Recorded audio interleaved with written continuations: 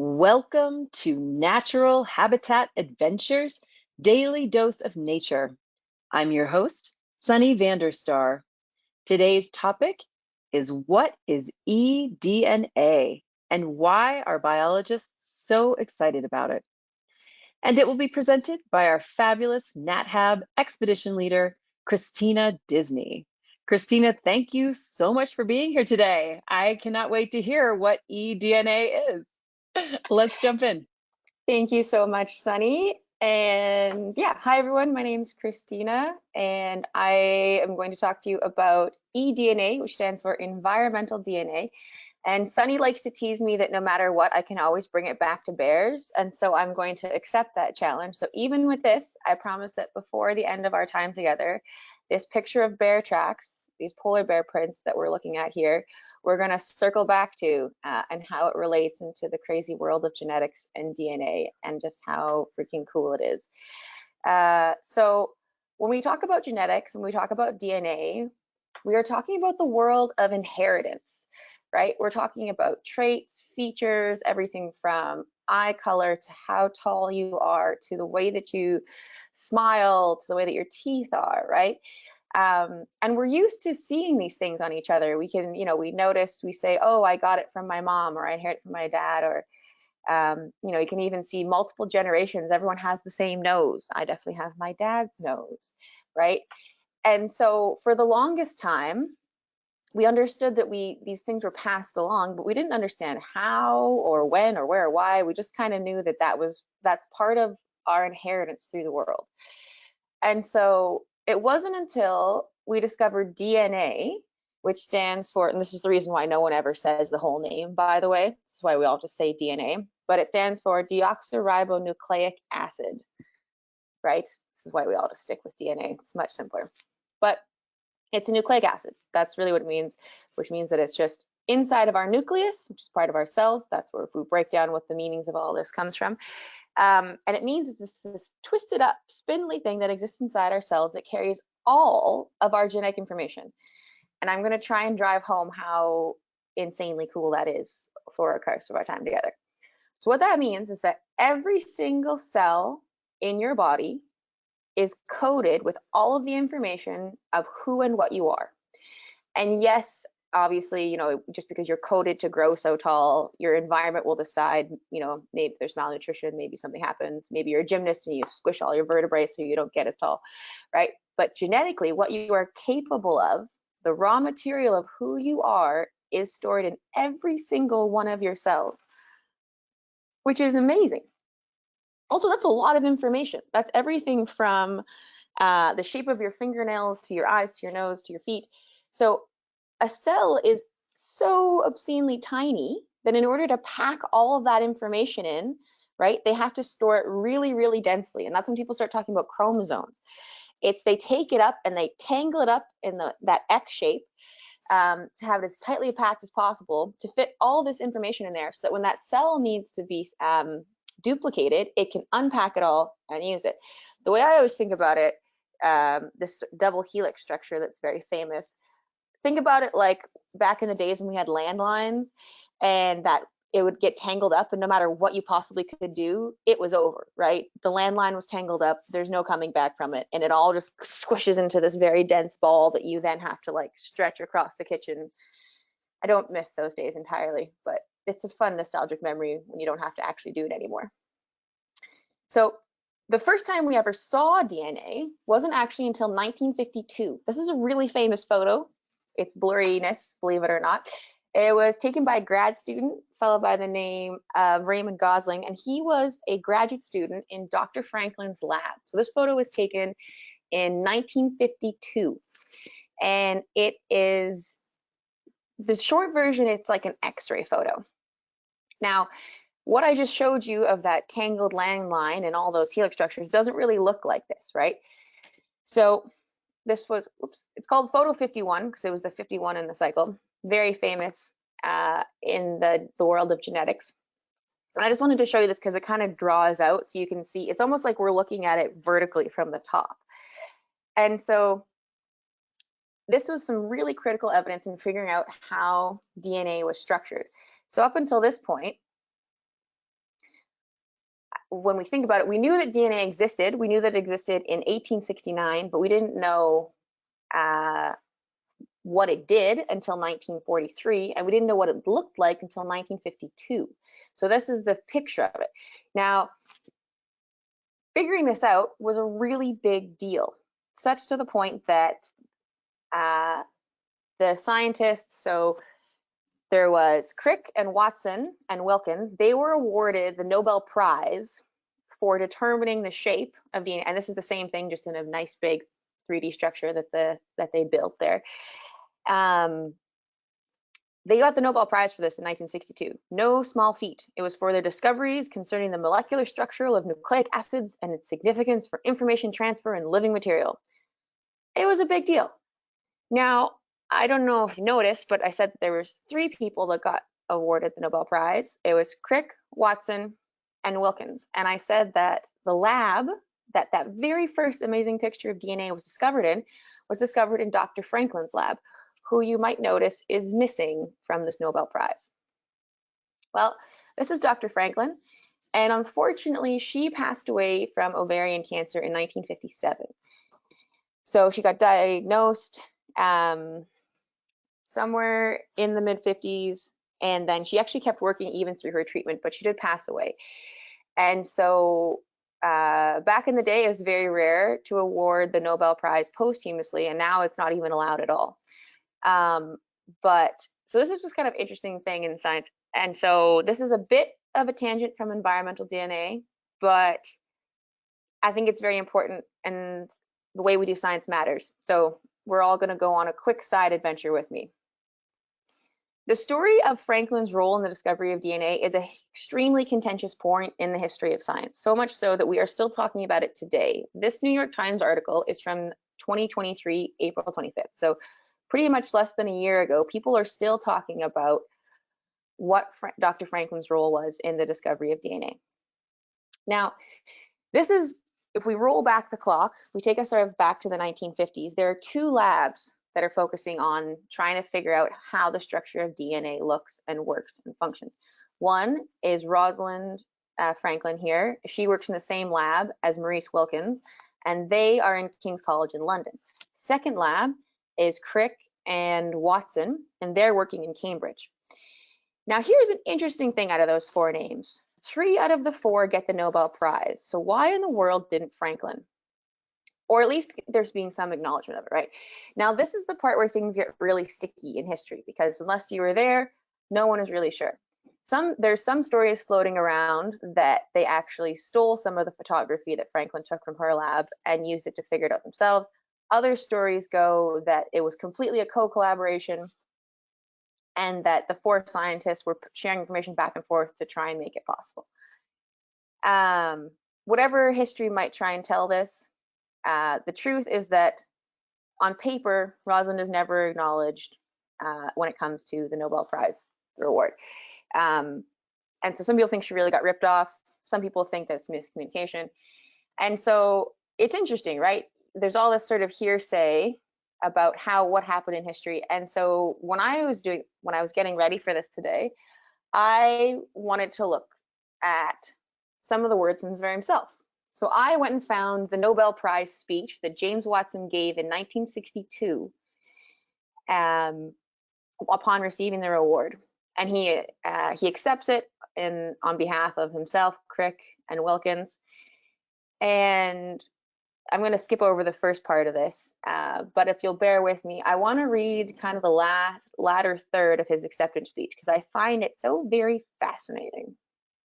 This is what he says. The last thing I would like to say is that good science is a way of life, as a way of life is sometimes difficult. It often is hard to have confidence that you really know where the future lies. We must thus believe strongly in our ideas, often to the point where they may seem tiresome and bothersome and even arrogant to our colleagues. I knew many people, at least when I was young, who thought I was quite unbearable. Some also thought Maurice was very strange, and others, including myself, thought that Francis was at times difficult. Fortunately, we were working among wise and tolerant people who understood the spirit of scientific discovery and the conditions necessary for its generation. I feel that it is very important, especially for us so singularly honored, to remember that science does not stand by itself. but is the creation of very human people. We must continue to work in the humane spirit in which we were fortunate to grow up. If so, we shall help ensure that our science continues and that our civilization will prevail. Thank you very much for this very deep honor. I don't know what that makes me think of, but this gives me so many things to unpack. It's insane. Or I'm overwhelmed by all this. One, there's a lot of very interesting things that come to mind when I read this part of the acceptance speech.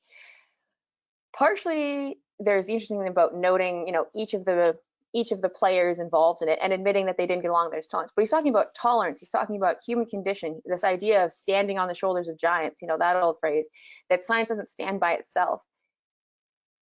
There is no acknowledgement of the work that Rosalind Franklin did in this, right? He's saying this in this very general, beautiful, poetic way, but the fourth person who contributed to such an amazing discovery, he makes no mention of whatsoever.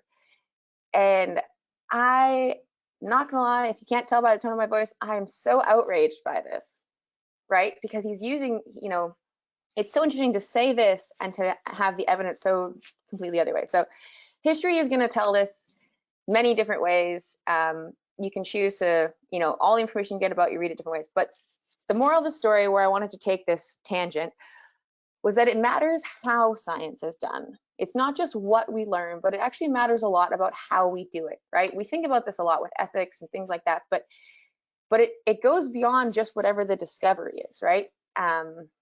And so I think that's so important. And that, we think that, science is this unbiased, transparent thing. No, it's not. It's absolutely political. It is absolutely a sign of its time, right? But if we, accept that, acknowledge it, and try and do our best with how we do it, then it's something I think we can actually be proud of, right? Then it's something that will hopefully ensure our civilization prevail. Even that sentence, actually, I'm not a huge fan of, but hopefully it means that we make a better world. So thank you for indulging in our little trance through history. I promise I'll bring it back to DNA now, but I think it was worth our time. Okay, DNA is super cool. Let's talk about why. We're gonna get back on track. It has so many amazing, cool parameters about it. And this is why this discovery is so huge, right? One of the reasons is because DNA contains the instructions of how to build us, how to build every cell, every different function, right? We have all these different types of cells: bone marrow, hair, eyes, teeth, fingernails, liver, kidneys, right? But all that information, regardless of what type of cell it becomes, is from a single set of DNA. It's an amazing set of instructions when you think about it. IKEA's got nothing on our DNA. And so that in and of itself is reason for it to be remarkable. But another thing to think about is that our cells are always being sloughed off, dying off, splitting up, getting a cut, getting burnt. So we have to replace them and we have to grow. And so that means that our DNA is being replicated billions and billions of times for billions and billions of organisms. It's incredible to think that most of the time it's a perfect replication. I'm saying there's a few exceptions to that, but when you think about how many times DNA copies itself and makes itself perfectly again, it's astounding. The third, which I love you snowflakes for this, so it's always a good excuse, is that it's unique. My DNA is unique from yours, which is unique from a fern's, which is unique from a polar bear's, and down to the individual, right? The idea that every single living organism on Earth, whether it's a prokaryote or eukaryote, has unique DNA. It's one of those ones where we're all so unique that are we still unique anymore? Another way to say that is each one of these snowflakes is beautiful. Does it being beautiful make the other less beautiful? Absolutely not.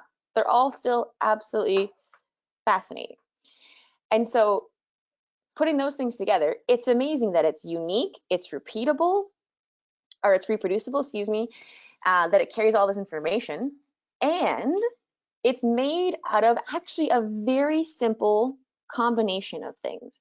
So it's four different, we'll call them rungs of the ladder, or I don't have the names on hand right now, but it's a combination of either paired up with T, A, C, or G, right? And you got to wonder, what does that have to do with Tim Hortons sandwiches, Kristina? Well, back in the day, I was a sandwich maker at Tim Hortons once upon a time, which for those who don't know about Canadian Tim Hortons, it's just our coffee shop. It's our very famous coffee shop that we have across the country. And this is what I learned when I was a sandwich maker, is that even though there are 7 different sandwiches on the board that you can choose from, the reality is that there's really only a handful of different ingredients. And that the way that we get a unique sandwich is really just altering which ingredients go and then changing 1 or 2 little sauces or this or that there, which is the same way that DNA manages to be unique, but very simple combinations of things. It's only these 4 combinations that are possible, or that can only be paired in certain ways, but it's the chain and the sequence of them is what makes them unique. Same as building your very cool, very delicious sandwich back in the day. And so that's what we call DNA sequencing. That's what it's kind of, we use letters as the markers for them because they stand for the names of each one of the branches. But this is reading. In theory, you could read across this, not that my brain can do it either, but you could read through it and you would be able to understand unique sequences that code whether or not you're a bear or a human. But then there's also, you could dive into that and it codes whether or not your ears or lobes are attached or not attached. It's the sequencing that decides who and what you are as an individual. And so we can look at that, it can be genetic variation between 2 different people, right? Finding the difference in that sequence. We can look at bigger branches. We can look for sequences that can define what family you're from, right? When you think about 23andMe or those genealogy things that you send away for, it's grouping your DNA sequences to the most compatible ones or most comparable ones with the least amount of differences. And you can take a step even further back from that. You can code or you can read sequences in specific populations, in specific species. You can look at evolution that way, right? And so it goes way, way back. And actually, even if you're not familiar with DNA and thinking about it in this, big family tree way, let's say, lots of us are very familiar with it in at least in a pop culture TV reference, right? Have you ever watched any of those crime scene movies? I was like CSI Las Vegas back in the day.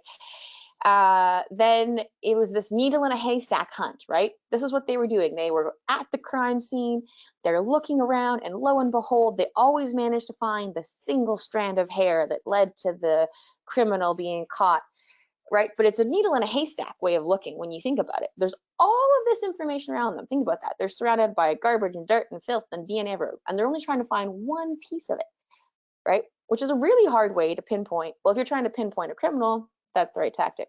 But if you're trying to learn about an ecosystem or an environment, then maybe the needle in the haystack approach isn't the best way to do it.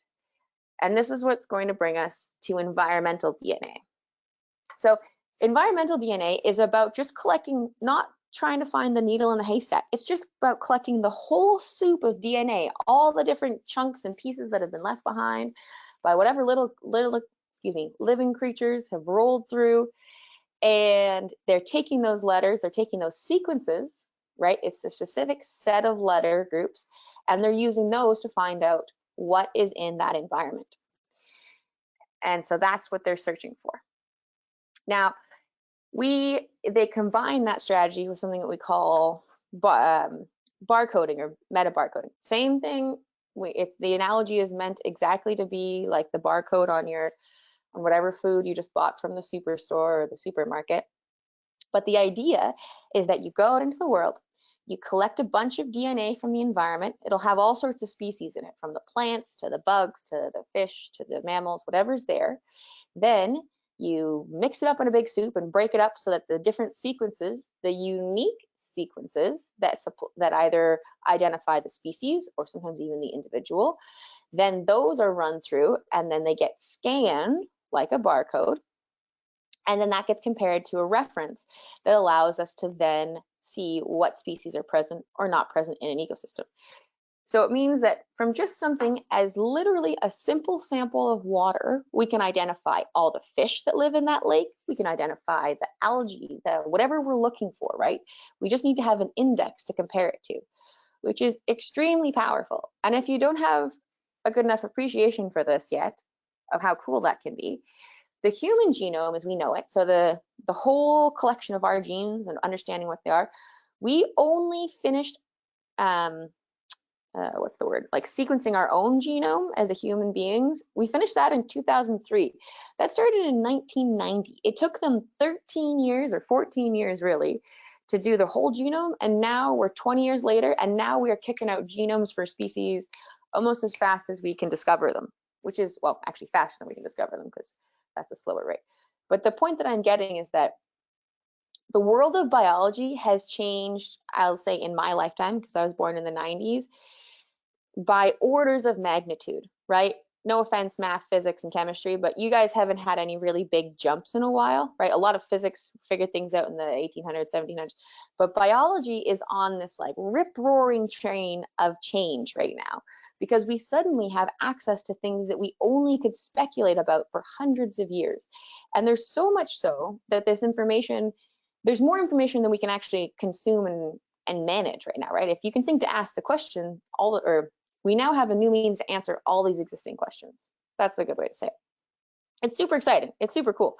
So environmental DNA, we're collecting it from the environment. So that means we're getting it from, we're taking snow samples, we're taking water, we're just collecting some dirt. It's not about actually getting a sample. Well, we are getting very small samples at the end, but it's not about, taking a scale off of a fish or clipping a leaf. That's not what it's about. The idea that little bits of our DNA exist and survive in our environment even after we pass through it. And so when we first started doing environmental DNA, they were looking at microbes and they were looking at plants and things like that in the soil, right? So they would take a sample of soil, swish it out, get the DNA, and then from that they could see, oh, even though they didn't see the trees, or even though it's just a big bundle of maybe the odd piece of root that was in there, or who knows, but they go, oh, here's the trees, here's the grasses, right? They were able to split it up. And they've been doing that in sediments. So not just terrestrial sediments, but aquatic sediments. So going down underneath lakes or even into the oceans and being able to look at layered histories of different species, which is pretty cool. They've been doing it in ice cores. So taking an ice core, melting it, getting the DNA that's been trapped in there for years, up to, hundreds and hundreds of years. And this is pretty cool. This is actually the oldest, this is where they've got the oldest DNA ever collected. It is 2 million years old, this eDNA that they got. It is from Greenland, and pretty cool for multiple reasons, because it doesn't just show the spores of like microbes and things like that. So this shows that Greenland, 2 million years ago, it had an open boreal forest because they found the ancestors of poplars and birch and thuya trees. And they didn't just find trees, but they found DNA left over from hares and from mastodons and reindeer and rodents and geese. And from this sample of eDNA, so this DNA soup, they've been able to show that this ecosystem doesn't exist anymore. There isn't a comparable one. So yeah, we still have some of these species, but they actually live in a different type of ecosystem than what we understand Greenland was 2 million years ago, which is just amazing. That's an amazing amount of information, not just about, it's not about one individual, it's about a whole community that was existing and thriving in there. And the applications have gone all over the place. This one is cool and also kind of freaky, I will fully admit. I couldn't even put the real pictures of the mummies here. I had to go find a cartoon because it weirded me out too much. So big thing in anthropology, and people, they find these artifacts, you find human remains, and you don't want to destroy them, right, to get the DNA. You don't want to crack the teeth, that. And so it's been a big thing of like, well, how do we trace who they are without destroying the sample? And someone figured out, and this is so weird, so someone figured out that on the mummies, they could collect the head lice that had been attached to the mummy's skull and to the skin. And since the lice were feeding on the person's DNA is in the lice, and the cement that the lice is used to stick to the person, all of that is maintained on the mummy. And so they've actually been able to trace Argentinian mummies and their progression of genetics through the Amazon from their head lice. Like, how freaking cool is that? More modern day, really another fun example for anyone who's into fungus, or even, just likes a good punny joke about some fun guy. This is one of the ways that we are able to track the really amazing microbial networks that connects forests, right? All you need to do is take a soil sample and it will have all these different microbes that are tied to and living alongside those trees, which is really beautiful. in a very functional sense, one of the things it's been used for is water samples and actually identifying where waste is coming from. So they've been able to look at whether the waste is coming from cattle, pigs, humans, right? Because if you got this effluent flowing into a river and there's too much nitrogen in it and everyone says, oh, it's their fault, oh, it's their fault. No, we can actually say, oh, no, look, 20% of this DNA is from the chicken farm and 30% is from that town upstream, right? It really does help clear up a lot of things. It also really helps with tracking invasive species, right? You can't always catch everything out there in the environment that you need to find. And so this is a really cool one. This is from France. And so even though the American bulldog, or excuse me, not bulldog, the American bullfrog, right? So again, in America, it's kind of where it belongs, or in North America, but it was introduced into Europe and has been taking over and competing for a lot of ecosystems. It's been very hard to track and figure out where it's made it to, where it's not. So by taking pond water samples, they've actually been able to track the American bulldogs. I did it again, American bullfrogs transition through France without having to catch them, right? So it makes a big difference. Now, figuring out abundance is kind of tricky, and that's what brings us to this one. So the oceans is where this is being applied a lot, right? Our oceans are massive. They have so many different species in them, and trying to track things is very, very difficult and trying to figure it out. So they've used eDNA to look at different fish populations, and they can see that this is actually as reliable as about 9 different traditional techniques, out there. And one of the things they're working on now is to try and use eDNA to relate to abundance. So people feel pretty confident that we can say which species are present, but we're still trying to work on using eDNA to say how many or how much of a certain species is present, because that's a little more tricky. So there's still a lot of work being done on that, but again, lots of potential there. And again, fish populations, but also honing in on whales. So eDNA has been used to track whales, which is a really big one because especially for migrating routes, for calving areas, for a lot of places, and as a management example, so an area will be open for boating or shipping, let's say, until whales are known to be present. And then once they're present, the area gets closed down for them so they can have their calves or whatever life cycle component they're going through. The problem is it's often really hard to see them or find them, or it's very expensive to do so. So now these regions can just take water samples and say, oh, look, there's a whale here, we can close it down and make it a safe zone, which is really great. Now, here's an interesting thing is that I've been talking about that DNA survives in our environment after we move through it. So after I go for a swim, there's little tiny pieces of me in the water, right? No one likes to think about that. But it doesn't last forever. And so depending on the environment that you're in will decide how quickly or how slowly it breaks down. So when I was talking about that 2 million year old DNA, that's because it was frozen and it's like frozen. It's basically, freeze dried. So, and it's kept stable. It's not getting, there's no abrasion. It's not getting, right. So it's not getting broken up. Seawater, on the other hand, tends to break up DNA pretty quickly. And so we figured out that really it only lasts, if we're going to take a water sample and look for eDNA, you're looking on the scales of a few days at most, really maybe up down to 12 hours or something like that, for how long that DNA represents what's actually in the area. So on one hand, that's actually not helpful, but it's also, it's got pros and cons. So it means that it's actually good for tracking something like whales and when they show up, because it means that if you do get whale DNA in your sample, they can't have been there for very long, or they've only just got there. So it's really good for these kind of like instance checks. That's not quite the right way to say it, but it's really good if you're trying to track specific events. If you're trying to look at long-term things, right, that maybe isn't so good, or how convenient it is, I can't tell you if a whale was here last week, right? So again, pros and cons temporally, but it has some very cool things. And a recent study, so it's 2020, oh yeah, DNA degradation, that's what I was trying to point out. All right, this is an even cool one. So there's another researcher who took on tracking eDNA in the air. And so this is either, this I think is a last year study.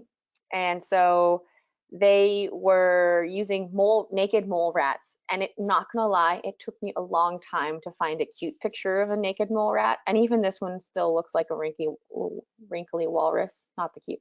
My apologies for whoever thinks they're very cute, but it took me a while.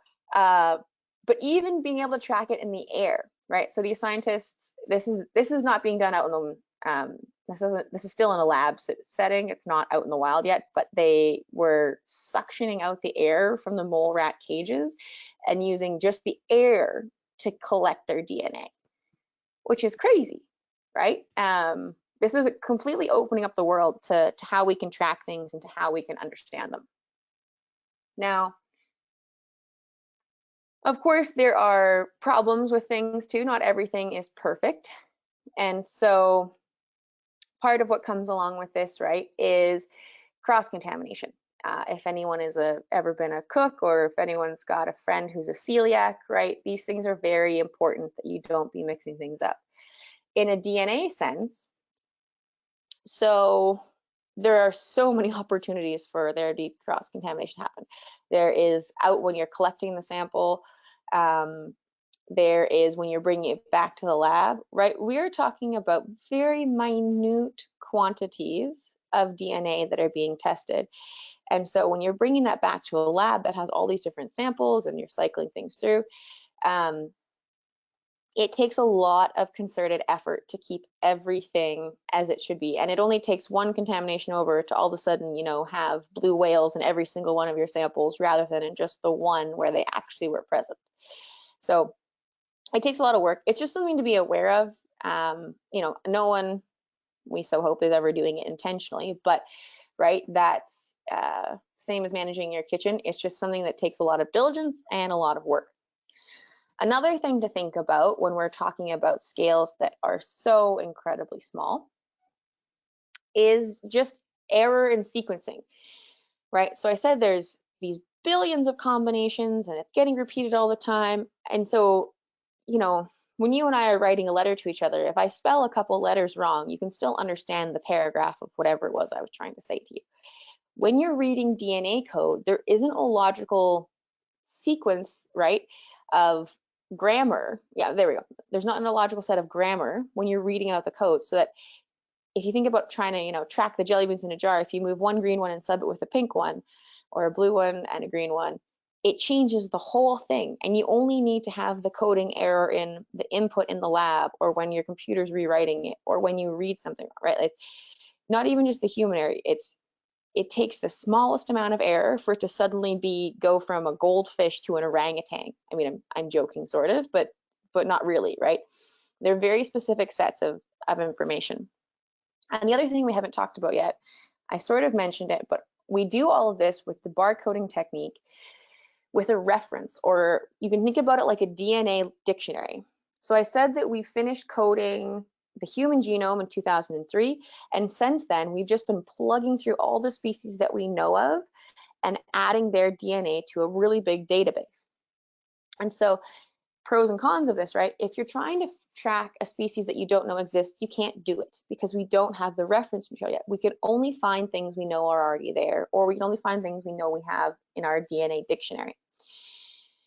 So it's useful if we're just tracking rare species, but not for trying to discover any, right? And so as an example where that's really tricky is the insect world, right? When we talk about loss of biodiversity, we are losing more insect species than we're aware of because we don't even know they exist yet, right? And so it's a really hard one to manage. Also, they're not that big, beautiful mega fauna. They're not the giraffes that we all, you know, are seeing and being adorable. Those little tiny bugs are less interesting, unfortunately, to lots of folks' eyes. So that dictionary is forever growing, but it's just something to keep in mind, right? That's a constraint on what we can learn and what we can do with that information. And then there's also the analysis itself. So one thing I haven't talked about yet is how we actually go from reading the DNA to creating a barcode. Because if you have a single cell of your, what is it going to be this time? Of your, let's say it's a lemur that you found. There's a single cell of the lemur found in your soil sample. That's not a lot for you to copy out of. So what they actually do is when they do this, they have that big, long double helix strand of DNA. they send in these things that actually duplicate it so that they can then analyze more of it. So when we're doing the analysis, what that means is that scientists have to choose what cutters they send in there, because they're cutting up the DNA so that they can extract it. So they can only send in cutters that they know are looking for. So some scientists will send in these DNA snip scissors that they use just looking for this one species. We don't care about anything else. We're just cutting for this one sequence. Other scientists say, I want to know about the whole community, so they'll send in cutters for everything. But there's only so much DNA to go around, and so then you have to have this trade-off between that breadth and depth, right? And that's, again, it's a specific research thing, but it's just something to keep in mind when someone's talking about eDNA. There's very different ways to use it and to apply it. And lastly, there is a lesson in humility to come from eDNA. So some of the first eDNA studies came out in the 1990s, right alongside when Jurassic Park did. And if you remember the theme of Jurassic Park, right, they suck out the dinosaur DNA from the insect in the amber, and it survives. It's million years old. Now, it is cool that in 2002 we did find that 2 million year old DNA. So it's not that it's not impossible. It's just that was there were studies that were done on this, of trying to get that there was DNA in these dinosaur fossil bones, just like Jurassic Park, and that was disproved that the studies weren't valid or true. And so it's a good humility check, right? Science doesn't always get things right. A lot of this stuff is new and figuring things out. And so, pop culture likes to run away with it and have good times. But it's just important to remember that, yeah, people are trying new stuff, and sometimes they get it right and sometimes they get it wrong. And that maybe, who knows, maybe one day Jurassic Park will be real. But we've talked about what eDNA is capable of, and I think it's good to remember what it is that we're comparing it back to. So out in the world of conservation and ecology, when we want to understand different species, before we had access to things like eDNA, we had to be out there counting them, right? And depending on the species of study, that is very feasible or very unfeasible, right? And if you are going to be the person counting, you have to really know your stuff, or you have to create a machine that really knows its stuff, right? So one of the things that's also really important is even just having the knowledge to visually identify. So before we had genetics to look at how different species were broken up, we relied only on their physiological features, so what we could see about them to understand, right? A really classic example, these are a bunch of different mayflies, and in their juvenile stage, so this is when they live in the water, before they go and get their wings and fly away, they look really similar.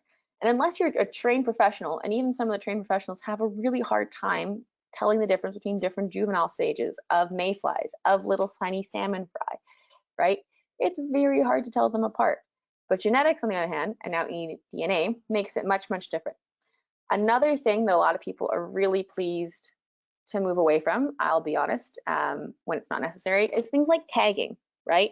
Some of the methods that we use to follow wildlife is very invasive.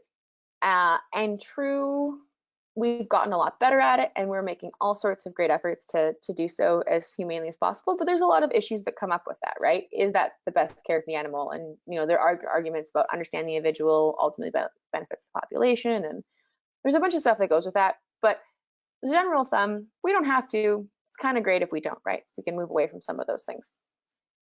So there is an insane amount of potential. This whole field has exploded as of late.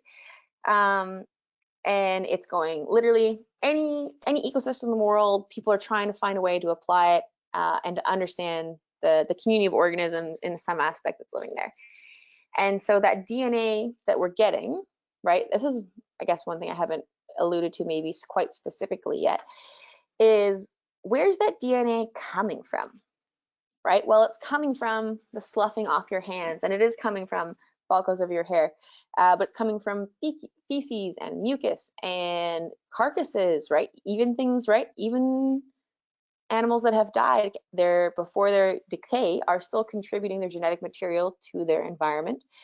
Gametes, right? Think about in the intertidal zone, right? A lot of animals they send out their eggs and their sperm and that float around. Well, that's a great source of finding some DNA of who's living there, right? So there is information all around us, whether you want to think about it that way necessarily or not. All right, so I promised no matter what, I would bring this back to bears.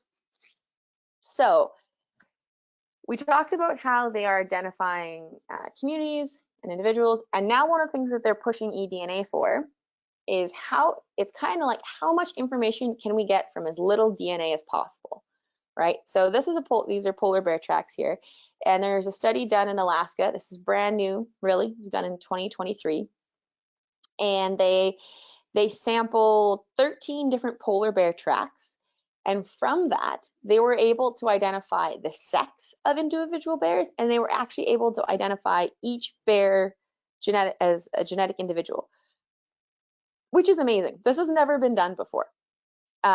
It's a huge thing. The way they're doing this is there's actually two different types of DNA. I kind of didn't quite talk about this because it gets a bit confusing, but we have DNA in the nucleus of our cell, so kind of in the center of it, but we also have DNA in the generator or the mitochondria of our cell. The mitochondria DNA we just get from our mom, but the other DNA we split from our mom and our dad. And so through that, they're able to figure out the sex of the bear, and then they can pick up specific sequences, and then they can use those as individual barcodes or identifiers of individual bears. Now, when you think about not just bears, but lots of tracking different megafauna all around the world, species in danger, things like that, it is so hard to track them in lots of changing environments. And so this makes a huge difference to understanding populations and how to sustain them and how to best care for the environments that they're in, right? So if we think about polar bears, they live in such a harsh environment. They live on the sea ice, which is always melting and reforming, which means that finding tracks of them, and it's always changing. It's not a very stable ecosystem. It's kind of what I'm driving home here. And so now when we think about a specific subpopulation and which bears are there, we can actually start to get to know them on an individual level, and we can see if they cross over into a different one. We can see if they're staying in the same area, and all we have to do, it can be locals, it can be researchers, right? This is also what makes such a huge difference, is that a lot of these are northern communities. You know, is it the same bear that's circling back? All they need to do now is be able to scrape up the snow left behind in their tracks and send that off to a lab, and then that will be able to tell us, you know, which bears are where. So the potential here is just so fantastic. And just as a cool nod, I mean, I know I'm talking about something that might seem really far away or not applicable to your own lives, because we don't live up in the, or maybe someone is tuning in from the hierarchy today, in which case, hello. But for most of us, we are not. And so maybe not polar bears, but if anyone remembers, I did a webinar on citizen science a little while ago. There's a very cool citizen science project out there in the world right now called My Community, where you can send in samples and they will use that eDNA to identify the mushrooms in your area or the fungus, right? So this is happening, multiple levels, multiple scales of ecosystems. So I hope what you take away from eDNA is that it's this idea that it's like a stained glass window. I was trying to think of like what the comparison was, right? And before we could study one piece of the window when we collected a piece, if we were lucky to get a piece of DNA. But now we can collect the whole one, and we can look at how all the pieces fit together, how this whole big, beautiful ecosystem functions as one, which is a really big deal, right? We talk about how the world is declining in biodiversity, how it's threatened, how our climate is changing. And you know, we can't fix things, we can't improve things that we don't understand. You know, when I made that comment about we're losing some insect species that we don't even know because we don't even know they exist yet, right? So the ability to get these big snapshot pictures of what's going on is a huge jump, I think, in how we're going to understand biology, how we're going to do conservation in the future. Yeah, terribly exciting. As you can tell, maybe not already, but I'm one of the biologists that are very excited about this whole thing. So with that, I will pause there and I will open it up for any questions that folks might have. Kristina, thank you so much. That was fascinating. And I really appreciate you taking us on that historic detour. the name of the book is escaping me right now, but you'll probably know what I'm talking about. That was very popular recently that I read that goes into this whole saga. Mm. And I'll Google it real quick so we can share it with our viewers if they're interested. But there were many viewers who also echoed the sentiment that we really appreciate you taking us on that detour and acknowledging women's role in science has not always been acknowledged. We have lots of questions, so let's dive in real quick, but I want to remind everybody that they can submit their questions via the questions or via the control panel. And we will start with, let's see here. Do identical twins each have unique DNA? Or is that an exception to the rule? Yeah, okay, so identical twins do have the same DNA. I gotta think about this entirely because yeah, you can have twins that will split. It depends if they're twins where it's a single egg that splits in two and then forms the same, then you can have identical genes. But then obviously their environment, so how they grow up is what will make them different. So that's how come there was a whole era of, and this still kind of happens too, there's a whole era of scientific research on identical twins because it's one of the few times you can test environment against identical genes. So yes, there is exceptions to that, but again, those are not super common in our world. Okay. Was DNA found in Otzi Iceman? I don't know if you're familiar with this, and I hope I'm saying it correctly. Otzi Iceman from about 5,300 years ago. Yeah, so I don't know is the answer. And I don't like, there probably is a good chance. And then it also depends on how things are maintained, like how cells are maintained will decide whether or not the DNA is degraded or enough to read. So it's like, I don't know the answer, unfortunately, to that specific case, but whenever we find DNA from a long time ago, it has to, like the cell has to be maintained some amount of structure in order for the DNA to still be there, which is why we don't find it in fossils. It's why we don't find it in, like, even though it can still, the material might still be there, but it's kind of, it's just the pieces, right? If it's like the alphabet soup, but we've lost the structure. So it's just the letters left is one way to think about it. Mm-hmm. Okay. Can eDNA give us information about the behavior of the subject? In some ways, yes. In some ways, no. So one example is we do use eDNA. So I gave examples of, and there's also a sort of different subcategories of eDNA. I talk about just like grabbing, the snow, the water, the dirt, but people can be more direct about it. They still can go pick up like a feces sample, for example. And from that feces sample, like if depending on how digestion worked, if there's still partial digestion, they can get the original DNA from whatever the prey was. So then would be a behavioral interpretation, right? You could see if certain predators had different preferences for prey. As far as actual, let's say, temperament, I would say that's a different category of genetic research, or at the very least, they haven't been, I don't think they've been scaling an eDNA for those traits yet, right? But if you're thinking about things like aggression or tracking, right? Because those are things, right? Like to some extent, we are who we are because of what happens to us in our environment. And there also is just some things we're kind of predisposed for because of whatever is in our genes. And so to my knowledge, we haven't taken that next sort of meta step with eDNA of going beyond individual into the behaviors of individuals. So fascinating. How much does it cost to analyze the DNA, and how long does it take to get results if samples have to be sent to a lab? I imagine that varies some. Yeah, that is a very good question, and I don't know the answer yet.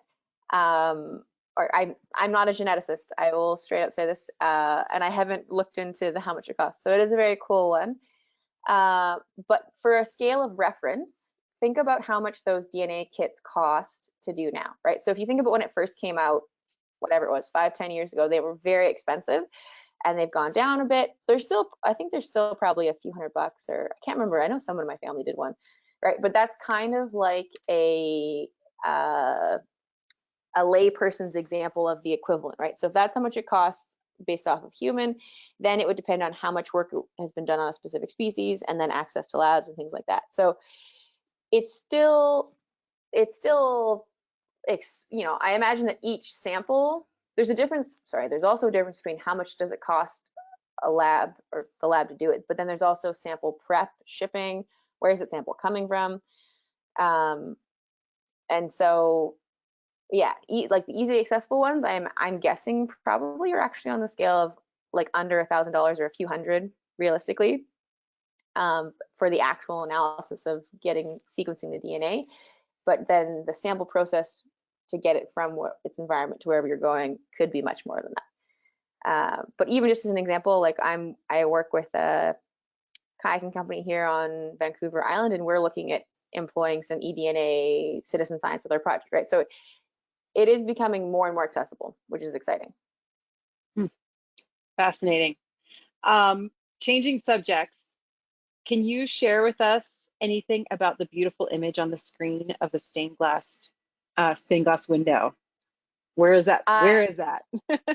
I fully admit I Googled stained glass trees. I wish I had a cooler to say that. And I should give credit to the artist. If I would have, I should copy the link on there. So I sincerely apologize. It is very stunning imagery, and I will do better to the artist in the future of putting that on there, because I owe them that.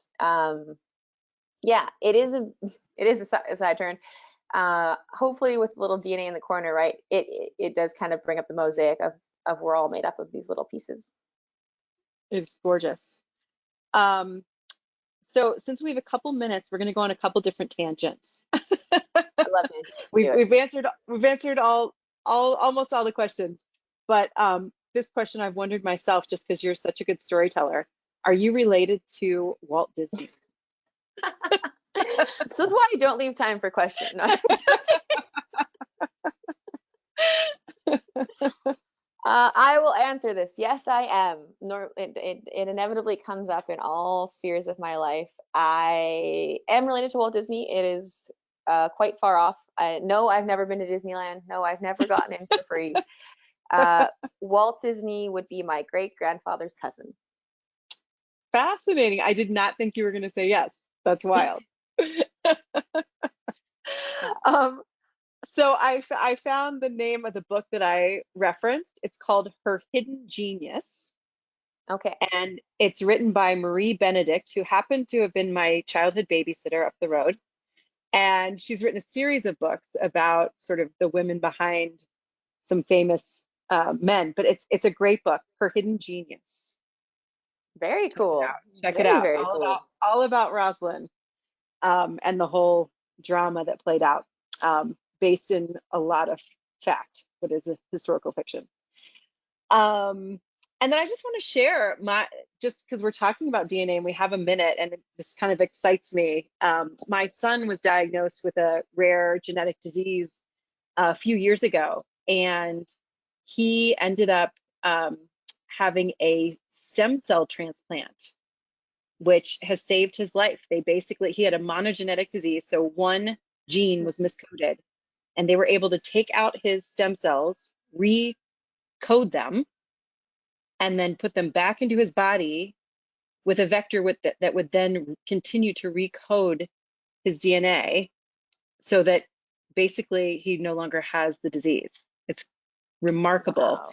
And they're using that with other monogenetic diseases, meaning one gene's miscoded, like sickle cell, and people who are born with hearing issues that are congenital. They can recode, and kids are able to hear now that have that situation. So just fascinating how many different directions this research can go. But it's very, very close to my heart. I've learned a lot about genetics and become very fascinated with all that science is learning how to do. So, but thank you for bringing that topic to us. It really is a neat diversion from looking at all the charismatic animals. It's a neat way to look deeper into science. I'm going to turn it back to you for some closing comments.